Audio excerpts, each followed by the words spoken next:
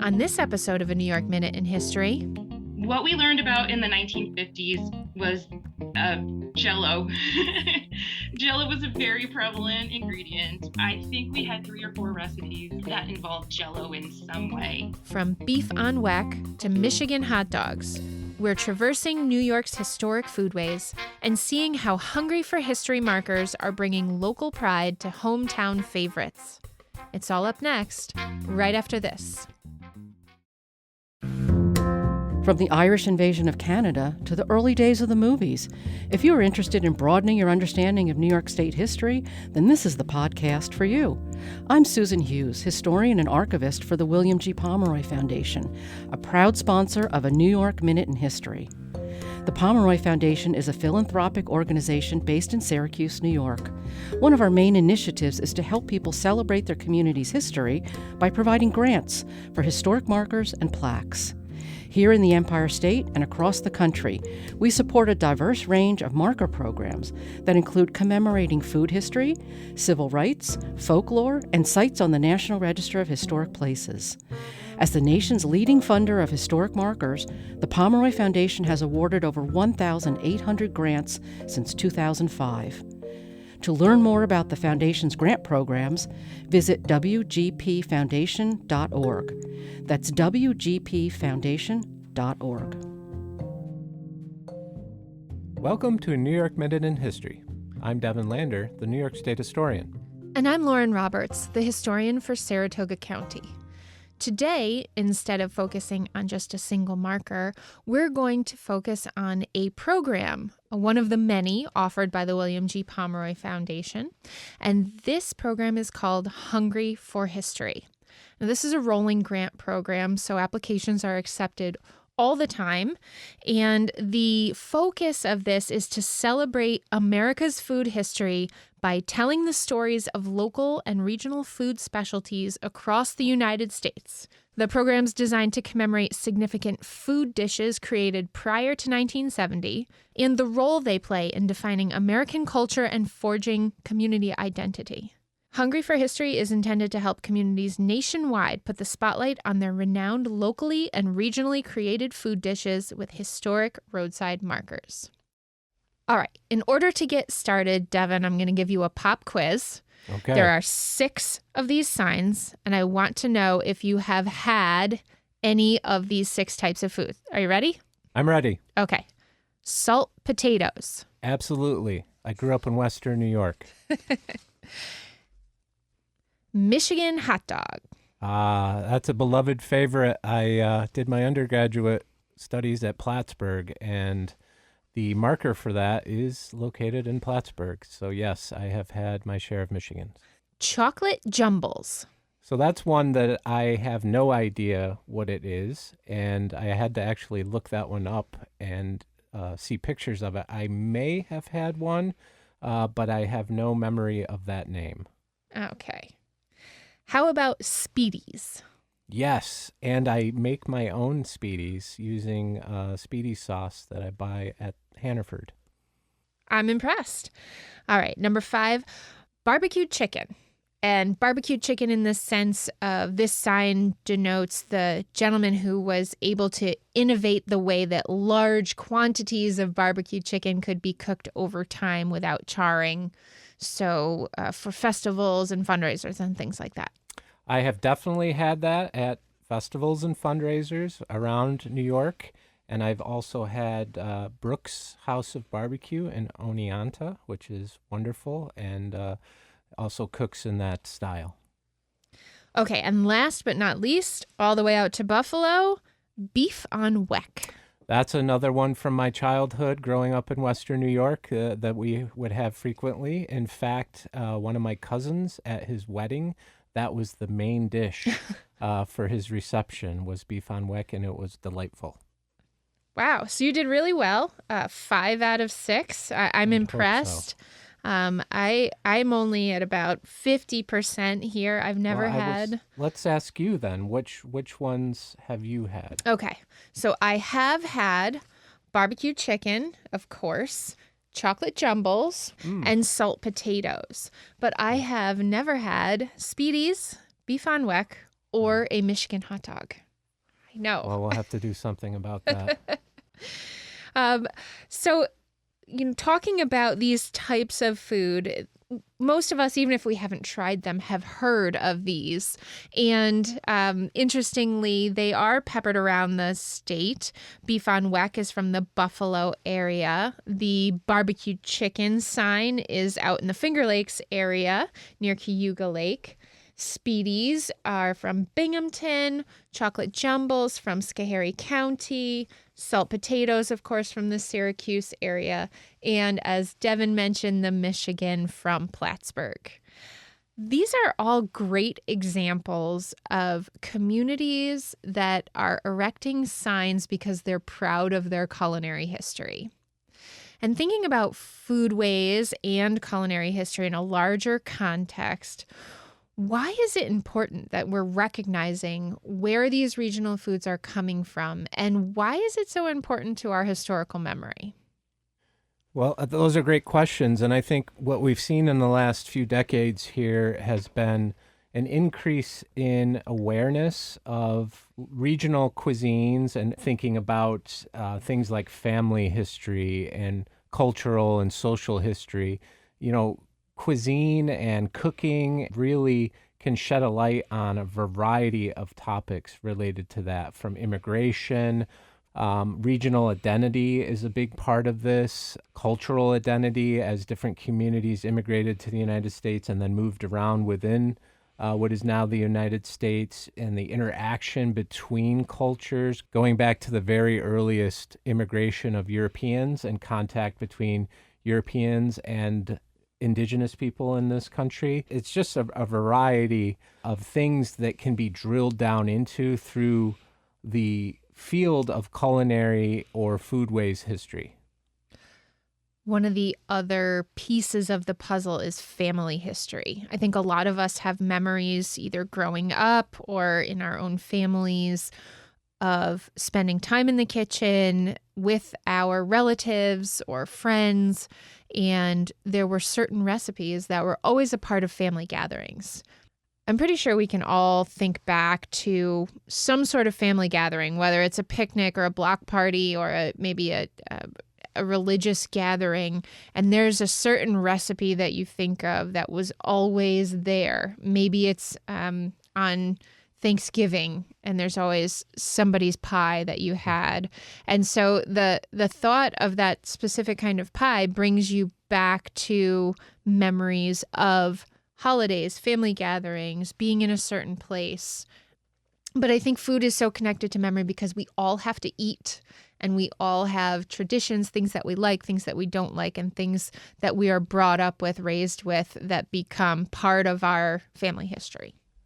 So one of the things that's been very exciting over the last few decades with the increased interest in culinary and food history has been an explosion, really, of interpretation happening at historic sites, museums, libraries, archives, that really investigate the methods of cooking in the past, but also interpret how things were prioritized, what ingredients were used, and what does that tell us about different cultures, cultural assimilation, how cultures interact with each other and have interacted and shared resources over time. And one of those cultural organizations that is doing this work is the New York State Library.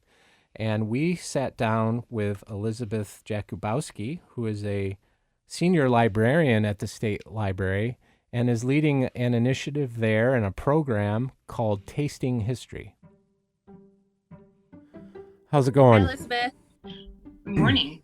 Morning. So it just so happened we had a tornado a couple weeks ago, and Oh, my no. neighbor is having all the tree work done right now. So it's very loud here. They're taking down all of the half-broken trees. But thank you very much for doing this. Thank you for having me. I appreciate it. So hi, I'm Elizabeth Jakubowski. I'm a senior librarian in the New York State Library's Manuscripts and Special Collections Unit. Primarily, I help process and describe collections. I also answer reference questions and assist researchers who want to use our materials. I've been at the State Library for about 5.5 years now, Before that, I worked in public libraries, both in the Capital Region and out in Rochester, New York. I just want to point out that I am not a chef or a food historian. I'm a librarian who loves history and historical recipes, and I'm really lucky to work with other people who share those same interests. So it was back in 2021. I was in our rare books room to retrieve some materials, and I spotted these two books, which looked interesting. They were Mary Elizabeth's Wartime Recipes and Amelia Doddridge's Liberty Recipes. I was flipping through them, and both books featured sugarless recipes and other sort of substitution recipes. Based on their titles, I thought they were from World War II, because I think of that war when I think of wartime cooking. Mm-hmm. But then I noticed that both of these were published in 1918. So I dove into the history of the books. I really wanted to know more about who these women were and where these books had come from. And as I did that, I started to share my enthusiasm with my colleagues. Matt, who is a fellow librarian in manuscripts, and Jamie, who's an archivist in the state archives, were both interested in the cookbooks too. So we decided that each of us would choose a recipe, make it at home, and then bring it in so we could all try it together. We wanted to taste the recipes instead of just reading about them. I brought in the first recipe. It was called a stuffed peach salad. Basically, it was half of a peeled and pitted peach stuffed with a cottage cheese and salted pecan mixture that you sprinkle with some paprika and top with a little vinaigrette dressing. It was good. It was a little mushy. We had a really good time trying it. There were lots of leftovers because I always make too much food. I'm really glad it worked out that way, though, because two more colleagues joined in based on our excitement and offers of slightly strange snacks. I'm on the library social media team, and with everybody agreeing, I decided that we could share the cookbooks we used, the recipes, and our end results with a wider audience. We thought it would just be fun to share using our collections in a different way. We've covered 4 different time periods in total. So I've already talked about World War I, which was our first era. Those cookbooks came from the State Library's Rare Book Collection, which is in my unit, manuscripts. We definitely saw the need for substituting in different foods. The stuffed peach salad I mentioned, the recipe specifically said, don't use cream cheese for this. It's needed for the soldiers. And when they said sugarless recipes, they meant white sugar. So brown sugar, honey, and other kind of sugar substitutes were being pushed. I don't think a lot of us realized that was going on in World War I. So that was very interesting to learn. For the next era, we did the 1930s. Those recipes came from the New York State Archives collections. It was a series called the Federal Writers Project Directors Publication Working Files. Doesn't sound like it would have that much in it, but it included a bunch of projects that were undertaken at the state and local levels. Research material was collected in preparation for publishing travel and tourism guides to New York State and local communities. So there are records relating to the State Almanac and the State Encyclopedia. For the 1930s, it was interesting because it wasn't a cookbook. It was average folks being asked what recipes they're using. So they sort of ranged in a gamut. Most of what we learned in that series was that there was a lot going on throughout New York State in terms of food culture. There really wasn't an overarching theme. Mostly it was the techniques in the recipes, the language being used. Obviously, ovens back then didn't have the thermometers and other regulators that we have now. So there was a bit of guesswork as to what a hot oven meant or a fast oven. We learned a lot. The third era we did was the 1950s. I chose 4 books from the State Library's main collection for that. All 4 books were published in the 50s, and all 4 focused on various food trends in that era. So things like convenience food, help for the hostess, and early celebrity chefs were all sort of represented by those choices. What we learned about in the 1950s was Jell-O.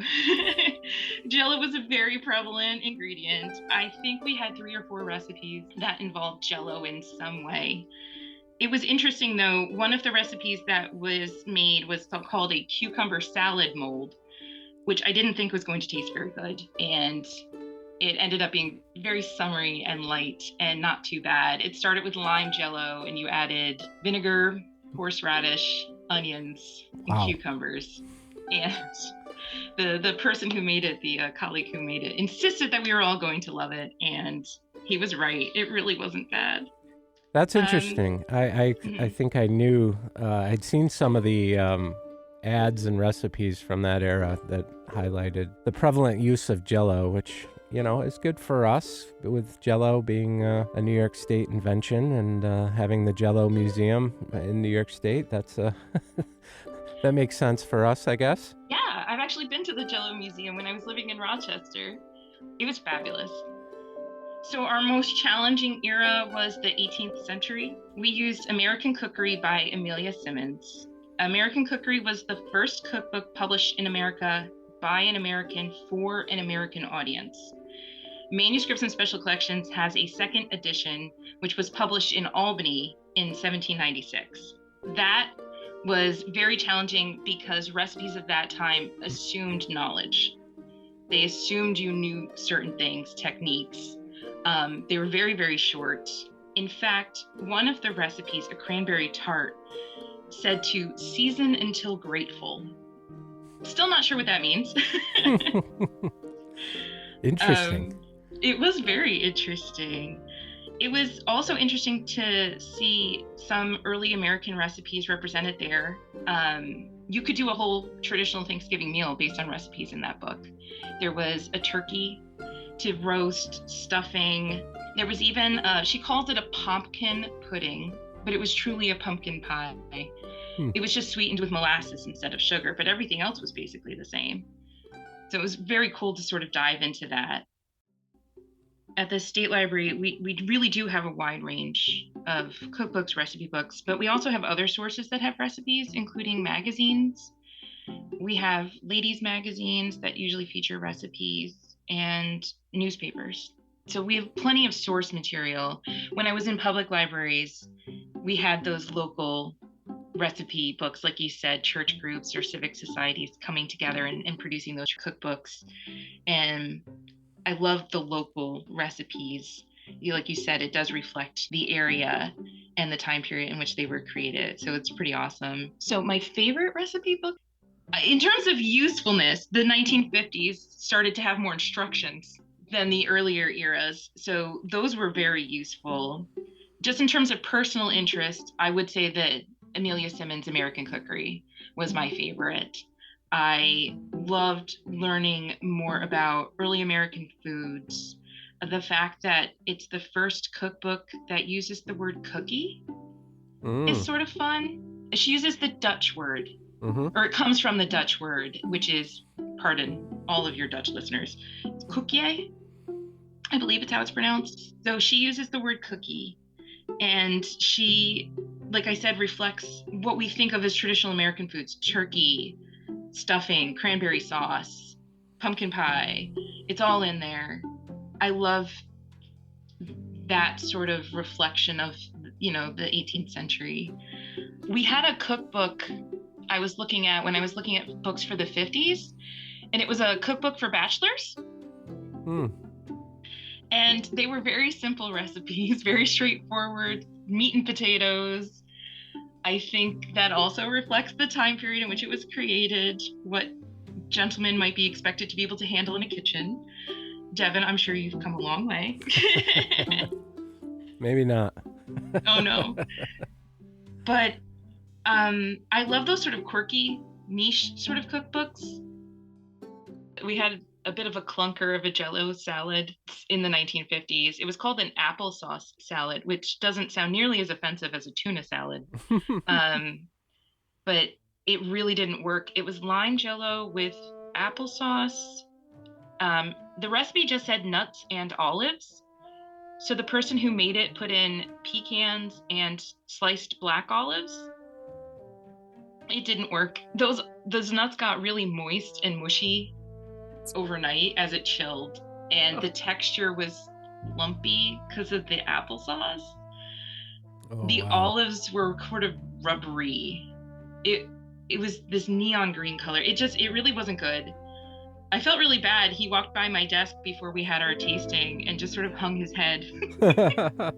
But we all tried it. That's one of the rules of tasting history is you, as best you can, try as many of the recipes as you can with an open mind. So we did all have a bite. I was just gonna say, it seems like a lot of the Jell-O. I took a class on the 1950s when I was in my undergrad, as an American Studies major, and I remember like the popularity of using a fish-shaped mold for Jell-O. I'm not really sure why, but it seems like everybody wanted to mold their Jell-O into the shape of a fish. So I'm wondering if maybe the tuna had something to do with that. Maybe. Could be. One suggestion, my grandmother, I have recipe books from my grandparents, and she had one that was for wild game because my grandfather, they lived through the Depression and they were big on hunting and they ate lots of different game. So I can remember seeing the recipe. She was a home ec teacher, so she had tons of recipe books and she was a great cook. But one was for crow pie. Oh. And they talked about the ways to actually dress the bird. How do you pull its feathers off, and how long do you cook it, and how, all these different things that you could do with different parts of the animal as well. Squirrel. There were a lot of squirrel recipes. I mean, it was a whole recipe book just for wild game. So that also, I think, reflects the times of the food that might have been available in a rural place in New York during the Depression. Devin, when we were talking to Elizabeth, you and I were somewhat reminiscing about interesting recipes from our past, and it prompted me to bring out a cookbook that belonged to my grandmother called The American Woman's Cookbook that was published. This edition was published in 1939, so just prior to World War II, although there was also a special edition published during the war that focused on ways to stretch your rations. How can you make your the food you did have access to last longer for a family? But this cookbook in particular is well loved and well worn. I think the mark of a great cookbook means that there are lots of stains on the pages, lots of earmarks and creased corners for our favorites that we turn back to. The last round of Tasting History, the one that I'm still editing, is going to be family history recipes. So for this series, I asked participants to choose a family recipe, something they grew up eating or something they share with their families. Or they could dig into their family history and try a recipe from their genealogical past. The range of recipes that people brought in was huge, and the stories that everybody shared went from silly to sentimental. I chose this theme to highlight the genealogical materials held by the State Library. That one was a lot of fun. People very much got creative. There was something called Divorced Dad's Dessert. Okay. It was ice cream with canned fruit. I brought in my mom's macaroni salad. We'll be sharing those recipes on the New York State Library's website, as well as when we post them on social media. So we're very excited to start sharing those. The next one might be a surprise, but I do have a couple ideas lined up for some future eras to explore.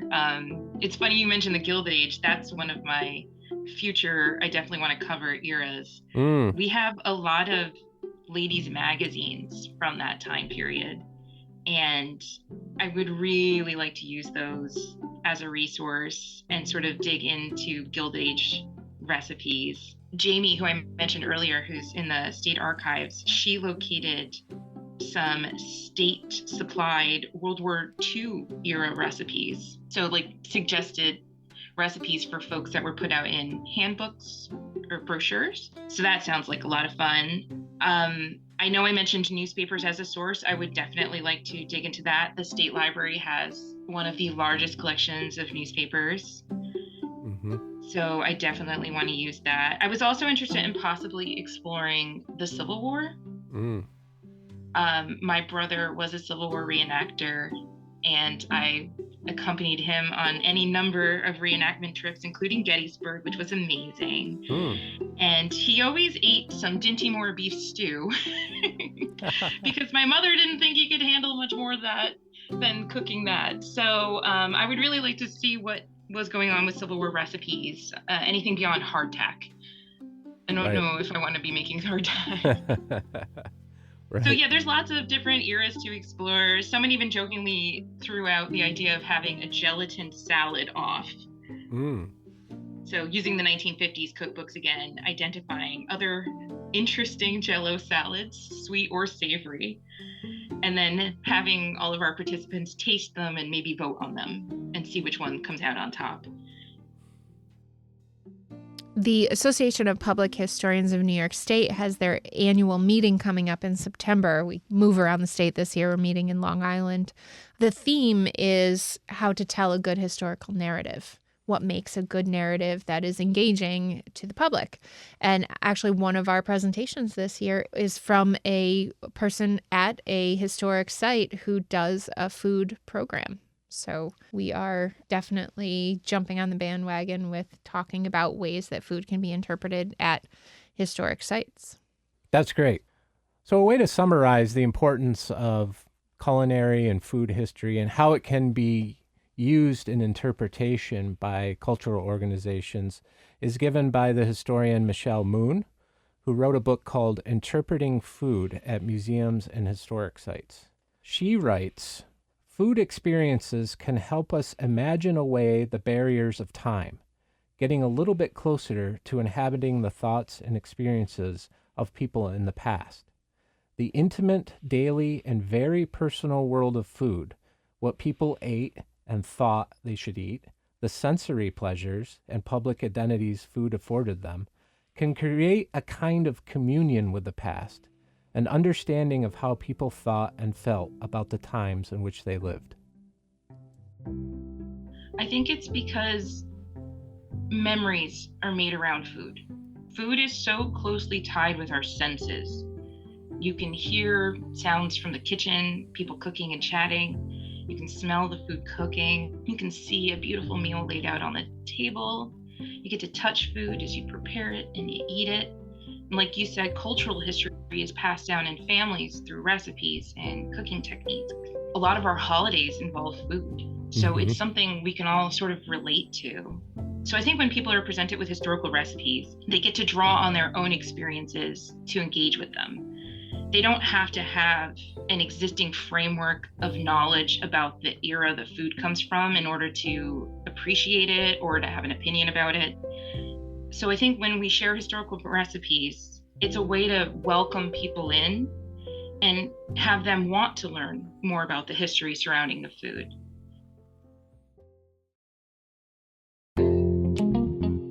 Thanks for listening to A New York Minute in History. This podcast is a production of WAMC Northeast Public Radio and the New York State Museum, with support from the William G. Pomeroy Foundation. Our producer is Elizabeth Urbancic. A big thanks to Elizabeth Jakubowski for taking part. If you enjoyed this month's episode, make sure to subscribe on your favorite podcast platform and share on social media. To learn more about our guests and the show, check us out at wamcpodcast.org. We're also on X and Instagram as @NYHistoryMinute. I'm Devin Lander. And I'm Lauren Roberts. Until next time, Excelsior!